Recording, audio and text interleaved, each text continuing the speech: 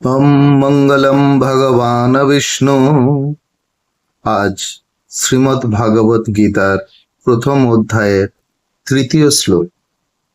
পশ্যৈতং পাণ্ডুপুত্রা নামাচার্য মহতিং চ মুম বুঢ়াং দ্রুপদপুত্রেণ তব শিষ্যেন ধীমতা।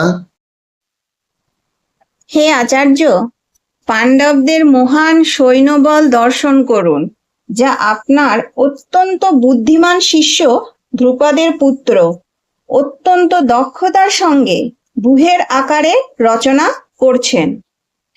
তাৎপর্য: চতুর কূটনীতিবিদ দুর্যোধন মহৎ ব্রাহ্মণ সেনাপতি দ্রোণাচার্যকে তার ভুল ত্রুটিগুলি দেখিয়ে দিয়ে তাকে সতর্ক করে দিতে চেয়েছিলেন। পঞ্চপাণ্ডবের পত্নী দ্রৌপদীর পিতা ধ্রুপদ রাজের সঙ্গে দ্রোণাচার্যের কিছু রাজনৈতিক মনোমালিন্য ছিল।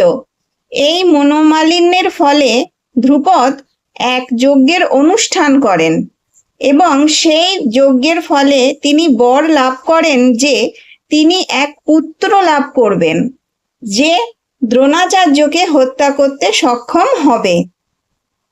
দ্রোণাচার্য এই বিষয়ে সম্পূর্ণভাবে অবগত ছিলেন, কিন্তু ধ্রুপদ তার সেই পুত্র ধৃষ্টদ্যুম্নকে যখন অস্ত্র শিক্ষার জন্য তার কাছে প্রেরণ করেন, তখন উদার হৃদয় সত্যনিষ্ঠ ব্রাহ্মণ দ্রোণাচার্য তাকে সব রকমের অস্ত্র শিক্ষা এবং সমস্ত সামরিক কলা কৌশলের গুপ্ত তথ্য শিখিয়ে দিতে কোনো দ্বিধা করেননি।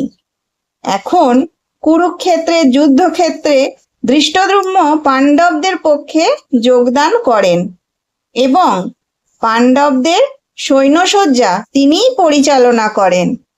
যেই শিক্ষা তিনি দ্রোণাচার্যের কাছ থেকে পেয়েছিলেন, দ্রোণাচার্যের এই ত্রুটির কথা দুর্যোধন তাকে স্মরণ করিয়ে দিলেন, যাতে তিনি পূর্ণ সতর্কতা ও অনমনীয় দৃঢ়তার সঙ্গে যুদ্ধ করেন। দুর্যোধন মহৎ ব্রাহ্মণ দ্রোণাচার্যকে এটিও মনে করিয়ে দিলেন যে পাণ্ডবদের, বিশেষ করে অর্জুনের বিরুদ্ধে যুদ্ধ করতে তিনি যেন কোনো রকম কোমলতা প্রদর্শন না করেন, কারণ তারাও সকলে তার প্রিয় শিষ্য। বিশেষত অর্জুন ছিলেন সবচেয়ে প্রিয় ও মেধাবী শিষ্য। দুর্যোধন সতর্ক করে দিতে চেয়েছিলেন যে এই ধরনের কোমলতা প্রকাশ পেলে যুদ্ধে অবধারিতভাবে পরাজয় হবেই।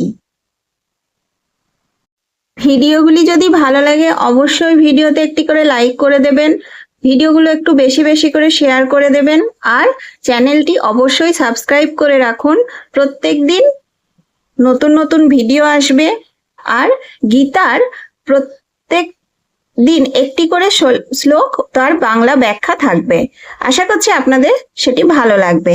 তো সবাই কিন্তু চ্যানেলটি সাবস্ক্রাইব করে রাখবেন। রাধে রাধে।